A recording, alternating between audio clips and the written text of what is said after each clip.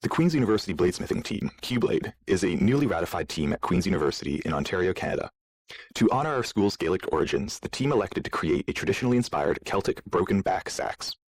Broken back saxes were historically an everyday carry utility blade, in addition to having a role in Celtic military use as far back as between the 4th and 6th centuries.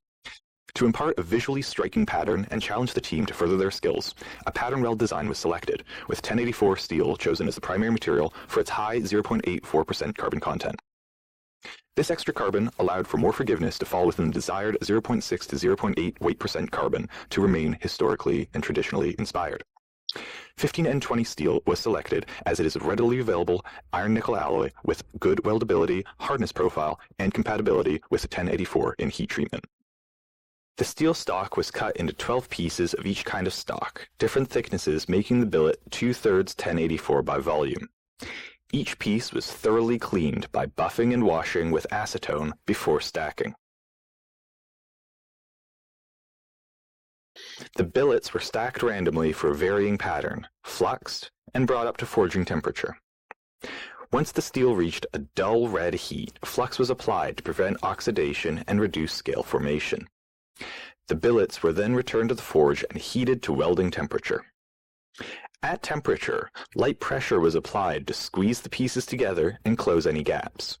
The billet was reheated multiple times with wire brushing between heats to remove surface impurities and ensure full consolidation. The billet's continuous cooling gradient visually confirmed a good weld. Once forge welded, the billet was drawn out and squared. The bar was then rounded and twisted, spot heating with an acetylene torch to create a consistent pattern.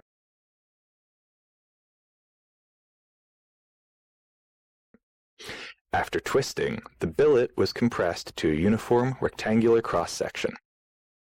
To prevent cracking from the twist geometry, the billet was ground to remove cold shuts and surface defects before being forged to shape. Material was drawn out and selectively heated for controlled deformation.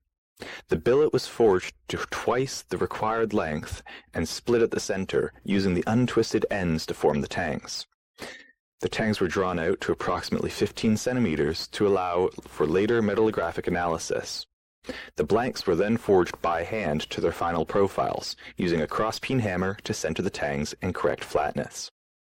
After forging, the blade was ground to refine the profile, remove surface defects, ensure uniform thickness with clean spine and edge transitions, and to prepare it for heat treatment. The blade was heat treated using carefully controlled heating and cooling cycles to achieve a final hardness of approximately 60 Rockwell C. A blade is defined by its microstructure, so metallography was a critical part of the blade making process. Steel samples were polished to a 0.5 micron finish. The samples were etched using a 2% nitric acid solution with running water readily available. The etchant allowed us to observe the grain structure using an Olympus light microscope and a secondary scanning electron microscope. The results showed a clean, well-defined pattern welded structure with minimal defects, with grains crossing material boundaries, demonstrating a strong metallurgical bond between the steels. The blade was etched to reveal the internal pattern created during forge welding and twisting. Following etching, the blade was patinaed using a slurry of concentrated coffee to impart a modern presentation, before being polished to final finish with 2000 grit sandpaper.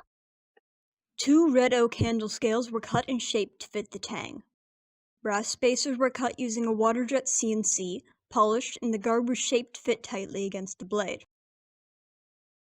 A pommel cast from 6040 brass was friction fit to the tang and fixed using epoxy delivered through channels, with thin leather layers placed between components to provide cushioning and improve epoxy adhesion.